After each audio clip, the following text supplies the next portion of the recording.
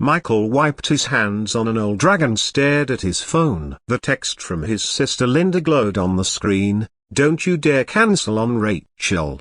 7 p.m. at Giovanni's. You promised me, Mike." He sighed and set the phone down on his workbench. His garage was quiet on this Saturday afternoon, the last customer having picked up their car an hour ago. At 53, Michael had built a good life for himself and his daughter, Claire. He owned this auto repair shop, had a small house nearby, and had successfully raised Claire on his own after his wife left when Claire was just 2 years old. But dating? That was something he hadn't done in over a decade. And now Linda had set him up on a blind date. "You need to get out there, Mike," Linda had insisted last week. "Claire's away at college now. You can't just work and go home to an empty house for the rest of your life." Michael wasn't so sure about that. The empty house was peaceful, predictable, safe. But he'd promised Linda. So tonight, he'd put on a clean shirt, drive to Giovanni's, and have dinner with Rachel, a woman he'd never met, who worked at the hospital with Linda, and who apparently was also recently single. He checked his watch. 3 hours until he had to leave. Plenty of time to dread it. Michael was locking up the garage when he heard the unmistakable sound of a car struggling. He looked up to see an older sedan coasting to a stop right in front of his shop, smoke wisping from under the hood. The driver's door opened, and a woman stepped out. She was probably in her early 50s, wearing a navy blue dress and heels, her dark hair pulled back in a neat bun. She looked stressed and frustrated as she stared at her car. Michael walked over. "Engine trouble?" The woman turned, relief flooding her face. "Oh, thank goodness." "Yes, I think so. It just started making this terrible noise and then this." She gestured helplessly at the smoking hood. "Let me take a look," Michael said. He always kept his tools nearby, even after closing. Old habits. The woman watched anxiously as he popped the hood and examined the engine. "I'm supposed to be somewhere," she said, her voice tight with worry. "I'm already running late, and this is just perfect." Just perfect. Michael glanced at her. She looked like she might cry. "Important appointment?" "A blind date," she admitted, then laughed without much humor. "My best friend set it up. I've been trying to get out of it for 2 weeks, but she wouldn't let me. And now my car decides to break down, which is probably the universe telling me I should have stayed home." Michael smiled despite himself. He understood that feeling completely. "Well, let's see if we can get you there," he said, examining the engine more closely. "Looks like your radiator hose gave out. That's what's causing the smoke and the overheating. Can you fix it?"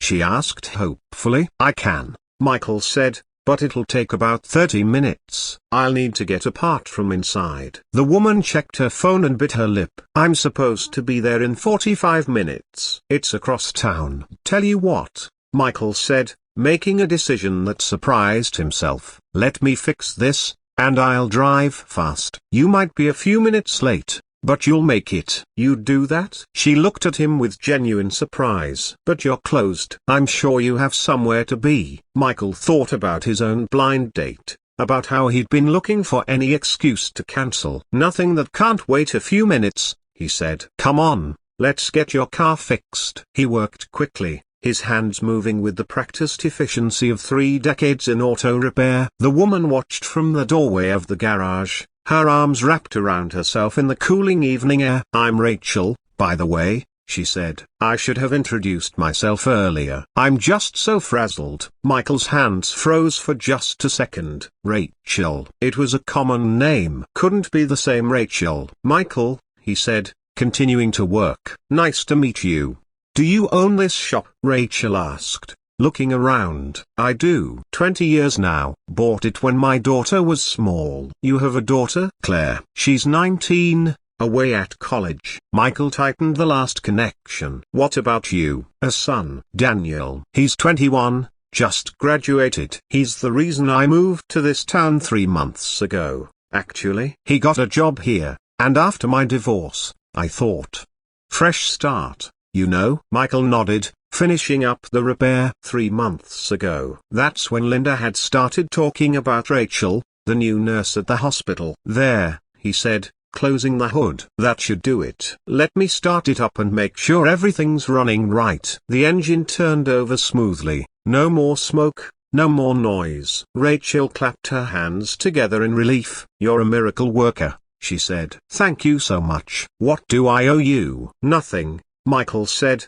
wiping his hands again. "Consider it a good luck gesture for your blind date." Rachel made a face. "I'm not sure I want good luck. Honestly, I'm terrified. I haven't dated since my husband and I separated 2 years ago. And a blind date? I must have been crazy to agree." Michael found himself smiling. "For what it's worth, I'm sure your date is just as nervous." "I hope so," Rachel said. "My friend Linda, she works with me at the hospital. She keeps saying he's a great guy. Kind, honest, hardworking. But that's what friends always say, isn't it?" Michael's stomach dropped. Linda, hospital, Rachel. It was her. This was his blind date, standing in his garage, having no idea who he was. He should tell her right now. But something held him back. Maybe it was the way she'd been so honest about her nervousness. Maybe it was curiosity about what she really thought, without knowing she was talking to him. "I'm sure it'll be fine," he managed to say. Rachel checked her phone again. "I really need to go." "Thank you again, Michael. You saved my evening. Even if the date is terrible, at least I'll make it there." She paused. "You know what? If there was any justice in the world, my blind date would be someone like you. Someone kind and helpful and—" She stopped, blushing slightly. "Sorry, I'm rambling." "Nervous rambling." "It's okay," Michael said quietly. "I hope your date goes well, Rachel." She smiled at him, genuine and warm, and got into her car. Michael watched her drive away, his mind racing. He should have told her. But now it was too late. She was on her way to Giovanni's, expecting to meet Michaela, probably imagining someone completely different from the mechanic in work clothes who just fixed her car. And he was supposed to show up in 20 minutes, clean and dressed nicely, pretending he'd never met her before. Michael locked up the garage and headed home for the fastest shower of his life. As he drove to the restaurant 15 minutes later, wearing slacks and a button-down shirt, his heart was pounding in a way it hadn't in years. He spotted Rachel immediately when he walked into Giovanni's. She was sitting at a table by the window, studying the menu with intense concentration. She touched up her makeup and looked lovely, if very nervous. Michael took a deep breath and walked over to the table. "Rachel?" he said. She looked up, and her eyes went wide. "Michael, Wait, you're my blind date?" He nodded, suddenly feeling very awkward. "I should have said something at the garage." "I'm sorry." Rachel stared at him for a long moment. Then, unexpectedly, she started to laugh. Not a polite laugh, but a real one, full of surprise and relief and something that might have been joy. "Sit down," she said, still laughing. "Please, sit down." I can't believe this." Michael sat, managing a smile. "I know, I should have told you when you said Linda's name. But you were so honest about being nervous, and You were curious," Rachel finished. "About what I'd say if I didn't know it was you." "Yes," Michael admitted. Rachel shook her head, still smiling. "Well, for the record, everything I said was true. You are kind and helpful. And if there was justice in the world, my blind date would be exactly like you." She paused. "Turns out, he is you." The waiter came by, and they ordered wine. As they waited, the initial awkwardness began to fade. "So," Rachel said, "Linda told me you raised your daughter alone." "That must have been challenging." "It was," Michael said honestly. "But Claire made it worthwhile." "Every day when my wife left, I thought my world was ending. But Claire needed me, and that gave me purpose." "My ex-husband had an affair," Rachel said quietly, "for 2 years before I found out. When I discovered it, I felt like such a fool. How had I not seen it? How had I been so blind?" "You trusted him," Michael said. "That's not foolish. That's what marriage is supposed to be." Rachel looked at him, something softening in her expression. "Linda said you were kind." She was right. They talked through dinner, really talked about their children, their divorces, their fears and hopes. Rachel told him about moving to a new town at 52, starting over, learning to be alone. Michael told her about watching Claire leave for college, about coming home to silence, about wondering if this was all there was left. "I almost cancelled tonight," Rachel confessed over dessert. "About 5 times. I thought, why put myself through this? What's the point?" "I was looking for excuses too," Michael admitted. "When your car broke down in front of my garage, part of me thought maybe it was a sign that I should just stay home. But you didn't," Rachel said. "You fixed my car instead. You helped me, even though you didn't have to. Even though you were probably tired and wanted to go home." "I'm glad I did," Michael said, and realized he meant it completely. After dinner, Michael walked Rachel to her car. The evening air was cool, and the street was quiet. "Thank you for fixing my car," Rachel said. "And for dinner." "For being exactly what I hoped you'd be, even though I was too scared to hope." "I'd like to see you again," Michael said. "If you'd like that too." Rachel smiled, and in the streetlight, she looked younger, lighter. "I'd like that very much." They stood there for a moment, two people who'd been hurt and had become cautious, who'd both tried to avoid this evening, who'd been brought together by a broken radiator hose and a sister's determination. "You know what the funny thing is?" Rachel said. "If my car hadn't broken down, I might have gotten to the restaurant still so nervous and guarded that we wouldn't have really connected. But talking to you in your garage, not knowing who you were, I was just myself. No pretense. No trying to impress anyone." "Maybe that's why I didn't tell you," Michael said. "I got to meet the real you. The woman who was honest about being nervous, who made jokes about the universe conspiring against her blind date. And I got to meet the real you," Rachel said. "The man who stops to help a stranger, who doesn't hesitate to get his hands dirty, who keeps his promises, even when he doesn't want to." Michael reached out and gently took her hand. "I'm glad your car broke down." Rachel laughed. "Me too, though I'm even more glad you knew how to fix it." They made plans for the following weekend, a movie, maybe dinner again. As Michael drove home that night, he thought about how close he'd come to cancelling, to letting fear keep him stuck in his comfortable routine.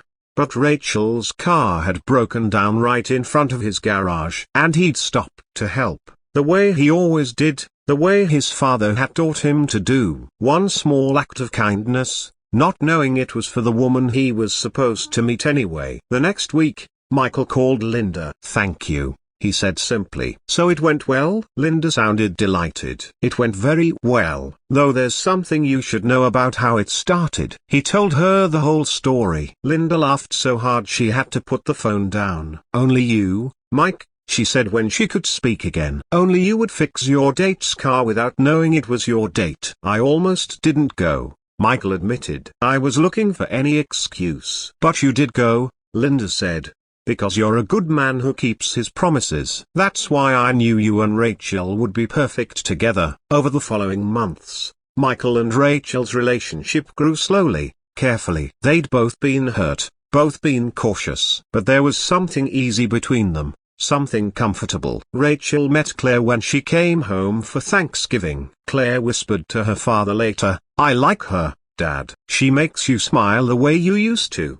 Before Mama left, Michael met Daniel, who told Rachel privately, "He's solid, Mom. A good guy." "I can tell." On their 6-month anniversary, they went back to Giovanni's. As they sat at the same table by the window, Michael reached across and took Rachel's hand. "I've been thinking," he said, "about that night. About how we almost didn't meet. How many things had to happen exactly righter or exactly wronger for us to be here." "Your car had to break down," Rachel said, "right in front of my garage, at exactly the right time." "Maybe it wasn't the universe conspiring against your blind date," Michael said. "Maybe it was conspiring for it." Rachel squeezed his hand. "I spent 2 years after my divorce thinking I was done, that love was behind me, that I'd just focus on work and Daniel and being alone. I spent 10 years thinking the same thing," Michael said. "And then my radiator hose gave out in front of your garage,"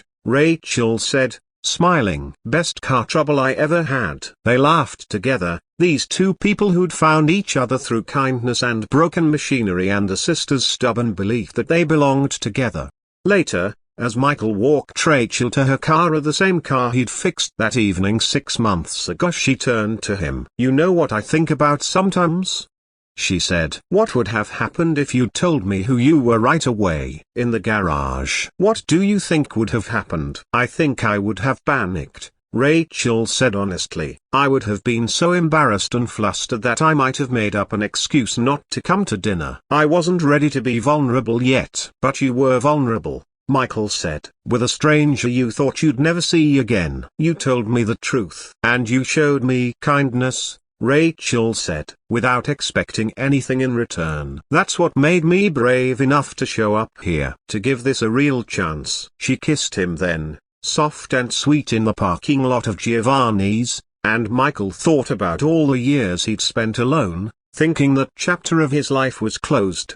But life, he'd learned, had a way of surprising you. A broken car, a woman running late to a blind date she didn't want to go on, a mechanic who stopped to help, not knowing he was helping himself as much as her. Sometimes kindness came back to you in unexpected ways. Sometimes the person you helped was exactly the person you needed. Sometimes the universe didn't conspire against you at all. Sometimes, if you were very lucky, it conspired to bring you exactly where you belonged. As Michael drove home that night, he smiled, thinking about Rachel, about their story, about the broken radiator hose that had fixed 2 broken hearts instead.